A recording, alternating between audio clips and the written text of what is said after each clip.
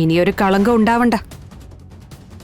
കളങ്കം ഉണ്ടാവാൻ ഇടവരുത്തല്ലേന്ന് ഞാനും പ്രാർത്ഥിക്കാം. വാകീറിയ കുഞ്ഞിന് ദൈവം ഇരയും തരൂന്നൊരു ചൊല്ലുണ്ട്.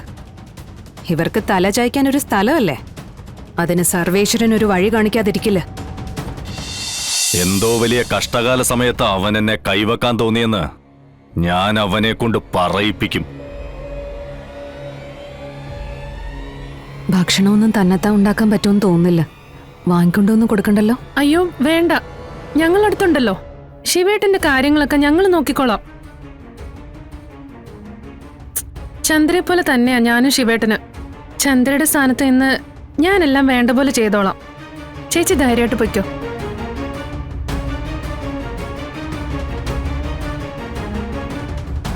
ശിവ, എന്നാ പിന്നെ ഞാൻ ഇറങ്ങുക. പറഞ്ഞതെല്ലാം ഓർമ്മയുണ്ടല്ലോ. ആദ്യം ആരോഗ്യം ഉണ്ടാവട്ടെ, എന്നിട്ട് മതി പ്രതികാരം വീട്ടലും പക തീർക്കലും എല്ലാം.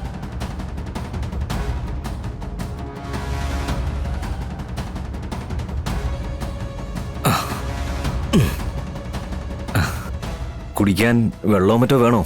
വേണ്ട, എനിക്ക് എങ്ങനെയെങ്കിലും എന്റെ വീട്ടിലൊന്ന് എത്തിയാൽ മതി കുമാരേട്ടാ. ഇവിടെ കിടന്ന് മടുത്തു.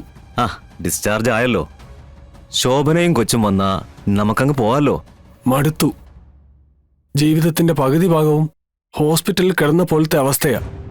രോഗം മാറാനല്ലേ സുധാകര നിനക്ക് വേണ്ടി നിന്റെ ഭാര്യയും നമ്മുടെ കളക്ടറും ഒക്കെ ഒരുപാട് കഷ്ടപ്പെട്ടത്. അതൊന്നും മറക്കാൻ പറ്റാത്ത കാര്യങ്ങളാ. അതൊന്നും ഞാൻ മറക്കില്ല കുമാരേട്ടാ. എനിക്കിവിടെ നിന്നും എങ്ങനെയെങ്കിലും ഒന്ന് പോയാ മതി. ഈ ശോഭന ഇതെവിടെ പോയി കിടക്കുവാണോ? അവൾ അവളുടെ പണിയും കഴിഞ്ഞ് വന്നിട്ട് വേണ്ടേ സുധാകര ഇങ്ങോട്ട് വരാൻ? നിനക്കറിയാലോ, കാര്യങ്ങളെല്ലാം നടക്കുന്നത് അവൾ ഒരാൾ ഓടുന്നത് കൊണ്ടല്ലേ. ആ വന്നല്ലോ. മോനെ, എന്തായി? ഡിസ്ചാർജ് ആയോ? ആയിട്ട് കുറെ നേരമായി. ഞങ്ങള് നിങ്ങളെ വെയിറ്റ് ചെയ്തിരിക്കുകയായിരുന്നു. അയ്യോ, ഡിസ്ചാർജ് ആയോ? പിന്നെ ആവാതെ ഇവിടെ തന്നെ കിടന്നാ മതി എന്നാണോ നീ പറയണത്? അവന് വീട്ടിൽ പോകാനുള്ള ധൃതിയാ. കുറെ നാളായി ഹോസ്പിറ്റലിൽ കിടക്കയില്ലേ അവൻ, അതുകൊണ്ടാവും. അതല്ല കുമാരേട്ടാ, വീട്ടിലേക്ക് പോവാൻ പറ്റില്ല. അതെന്താ? ഇന്നലെ വൈകിട്ടത്തെ മഴയിൽ വീടിന്റെ മേൽക്കൊരു പിന്നെ ഇടിഞ്ഞു വീണു. ഈശ്വര, ചതിച്ചോ? ഇവൻ അടുത്ത വീട്ടിൽ കളിക്കാൻ പോയത് കാരണം അപകടം ഒഴിവായി. ഇല്ലെങ്കിൽ ആ വീട് കാരണം ഞങ്ങളുടെ 2 മക്കളും പോയെന്ന് പറയേണ്ടി വന്നേനെ. എനിക്കറിയില്ലേ സുധാകരേട്ടന്റെ മനസ്സ്. ഇടിഞ്ഞു പൊളിഞ്ഞതാണെങ്കിലും അവിടേക്ക് പോകാൻ ഒരുപാട് ആഗ്രഹിച്ചിരുന്നു. ഏതെങ്കിലും രീതിയിൽ അതൊന്ന് നന്നാക്കാൻ നോക്കട്ടെ സുധാകരേട്ടാ, എന്നിട്ട് നമുക്ക് നമ്മുടെ വീട്ടിലേക്ക് പോവാം. അത് പിന്നീടുള്ള കാര്യമല്ലേ. ഇന്നിപ്പോ നിങ്ങൾ എങ്ങോട്ട് പോവും? ലോഡ്ജുകളിൽ കഴിയുന്ന ആളാ ഞാൻ. നിങ്ങളെ കൂട്ടിക്കൊണ്ടുപോവാൻ സ്വന്തമായൊരു കൂര പോലുമില്ല. ഞാനിക്കാര്യത്തില് നിസ്സഹായനാണ് മോളെ. ആരും ഇല്ലാത്തവർക്ക് ദൈവം തുണയുണ്ടാവുമെന്നല്ലേ നീ പറയാറ്? നീ പ്രാർത്ഥിക്കടി. നീ വിശ്വസിക്കുന്ന ദൈവത്തിനെ വിളിച്ച് പ്രാർത്ഥിക്ക്.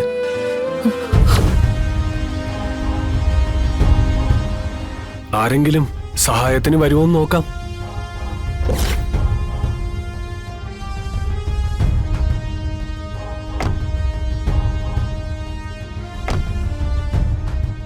എനിക്ക് ദൈവത്തിലുള്ള വിശ്വാസമൊക്കെ പോയി.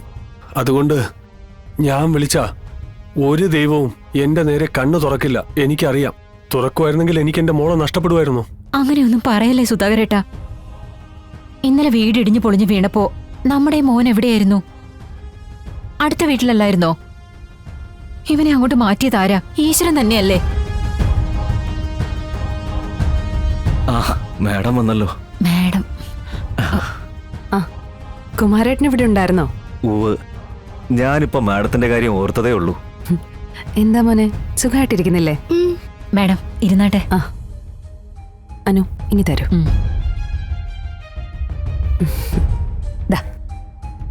Thank you. വെൽക്കം. 2 ദിവസത്തിനകം നിങ്ങളുടെ വീട് പണി തുടങ്ങാം. ആണോ മാഡം? ഈശ്വരൻ കാത്തു. കാര്യം ഇത് സന്തോഷം തരുന്ന വാർത്ത തന്നെയാണ് മാഡം. പക്ഷെ ഒരു പ്രശ്നമുണ്ട്. ഇവിടെ നിന്ന് ഇപ്പോ ഇവര് ഡിസ്ചാർജ് ആയി പോയല്ലോ. ഇവരിപ്പോ വീട്ടിലേക്ക് ചെന്നാ ഇവർക്ക് കയറിക്കിടക്കാൻ ഇനി അവിടെ ഒരു വീടില്ല. അപ്പൊ ഉണ്ടായിരുന്ന വീടോ? ഇന്നലത്തെ കാറ്റിലും മഴയിലും അതിടിഞ്ഞു പൊളിഞ്ഞു വീണു. അതുകൊണ്ട് അവിടേക്ക് പോകാൻ പറ്റില്ല. ഡിസ്ചാർജ് ആയതുകൊണ്ട് ഇവിടെ നിൽക്കാനും പറ്റില്ല. പിന്നെ മാഡം ഒന്ന് പോയി സംസാരിച്ചു നോക്കിയാ ചിലപ്പോൾ അവർ സമ്മതിച്ചേക്കും. ഞാനൊന്ന് സൂപ്രണ്ടുമായിട്ട് സംസാരിക്കട്ടെ.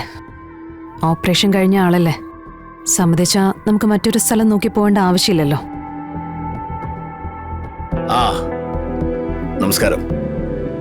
മാഡം വന്നോന്ന് ഞാൻ അറിഞ്ഞു. ഇവർ ഡിസ്ചാർജ് ആയല്ലേ? ഇനിയിപ്പോ എന്തെങ്കിലും ബുദ്ധിമുട്ടുണ്ടായാൽ വന്ന് ഡോക്ടറെ കണ്ടാ മതി. ഞങ്ങൾ അക്കാര്യോ പറഞ്ഞോണ്ടിരുന്നെ. 1-2 ദിവസത്തേക്ക് ഈ ഹോസ്പിറ്റലിൽ തന്നെ ഇവർക്ക് നിൽക്കാനുള്ള സാഹചര്യം ഉണ്ടാക്കാൻ പറ്റുമോ? അല്ല, അപ്പൊ ഇവർ വീട്ടിലേക്ക് പോകുന്നില്ലേ? പോകാൻ വേണ്ടിയിരുന്നതാ. പക്ഷെ ഇന്നലത്തെ കാറ്റത്തും മഴയത്തും ഇവരുടെ വീട് ഇടിഞ്ഞു പൊളിഞ്ഞു വീണു. പോകാനൊരു ഇടമില്ല സാർ. സാർ ഒന്ന് സഹായിക്കണം. കളക്ടർ മാഡം ഇടപെട്ട അന്നത്തെ ആ വിഷയത്തിന് ശേഷം ഞാനൊരൽപ്പം കൃത്യനിഷ്ഠയുള്ളവനായി മാറി എന്ന് പറഞ്ഞാൽ മതിയല്ലോ. അതിനു മുമ്പ് അല്പം സ്വല്പം വിട്ടുവീഴ്ച മനോഭാവവും ആളെ സഹായിക്കുന്ന പരിപാടികളൊക്കെ ഉണ്ടായിരുന്നു. ഇപ്പൊ എല്ലാം നിർത്തി. കളക്ടർ മാഡമാണ് എന്നെ കണ്ണു തുറപ്പിച്ചത്. അപ്പൊ പിന്നെ ഡിസ്ചാർജ് ആക്കിയ പേഷ്യന്റിനെ ഞാൻ എങ്ങനെയാ ഇവിടെ തുടരാൻ അനുവദിക്കുന്നത്? അത് ഞാൻ മാഡത്തിനോട് കാണിക്കുന്ന നീതികേടല്ലേ?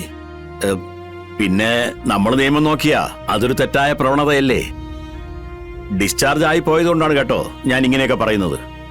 ഇല്ലെങ്കിൽ യാതൊരു കുഴപ്പവും എനിക്കില്ലായിരുന്നു. ഡിസ്ചാർജ് ആയില്ലെങ്കിൽ ഇത് പറയേണ്ട കാര്യമില്ലല്ലോ. എന്നെ ബുദ്ധിമുട്ടിക്കരുത് മാഡം, എന്നെ കൊണ്ട് സാധിക്കില്ല. അല്ല, മാഡം ഈ ജില്ലയിലെ കളക്ടറല്ലേ? മറ്റെവിടെയെങ്കിലും ഇവർക്കൊരു താമസ സൗകര്യം മാഡം നോക്കിയാൽ നടക്കില്ലേ? ഇവരെന്തായാലും മാഡം കൈവിടില്ലാന്ന് എനിക്കറിയാം. ഇവർക്ക് വേണ്ടി മാഡം പലതും ചെയ്തതല്ലേ? അതിന്റെ കൂടെ ഈ ഒരു പൊൻതൂവൽ കൂടി മാഡത്തിന് തന്നെ ഇരിക്കട്ടെ. അഭിനന്ദനങ്ങൾക്ക് നന്ദി സൂപ്രണ്ടേ. ഒപ്പം പെർഫോമൻസിന് നല്ലൊരു കയ്യടി. ഇനിയും പരസ്പരം കണ്ടുമുട്ടാവുന്ന പാതകളിൽ ഒന്നിച്ചല്ലെങ്കിലും വ്യത്യസ്ത കോണുകളിൽ സഞ്ചരിക്കേണ്ടവരാണ് നമ്മൾ. ഇനിയുള്ള കണ്ടുമുട്ടലുകളും സൗഹൃദം നിറയുന്നതാകാൻ മനസ്സുകൊണ്ട് പ്രാർത്ഥിക്കുന്നു. ഇവരുടെ കാര്യം അത് ഞാൻ നോക്കിക്കൊള്ളാം. ഡിസ്ചാർജ് ആയ ആളെ വീണ്ടും ഇവിടെ പിടിച്ചു കിടത്തി ഗുഡ് ലിസ്റ്റിൽ കയറിയിരിക്കുന്ന സൂപ്രണ്ടിന്റെ പേരിന് ഇനിയൊരു കളങ്കം ഉണ്ടാവണ്ട. കളങ്കം ഉണ്ടാവാൻ ഇടവരുത്തല്ലേന്ന് ഞാനും പ്രാർത്ഥിക്കാം. വാകീറിയ കുഞ്ഞിന് ദൈവം ഇരയും തരൂന്നൊരു ചൊല്ലുണ്ട്. ഇവർക്ക് തല ചായ്ക്കാൻ ഒരു സ്ഥലമല്ലേ, അതിന് സർവേശ്വരൻ ഒരു വഴി കാണിക്കാതിരിക്കില്ല.